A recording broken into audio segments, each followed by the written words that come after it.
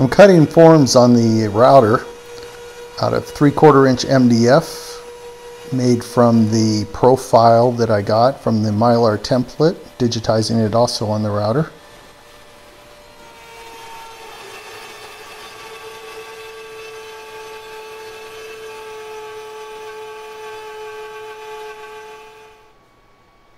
After cutting out the forms, I did a test fit with a piece of cardboard, simulating the flanges and testing that the holes lined up between the blank and the forms.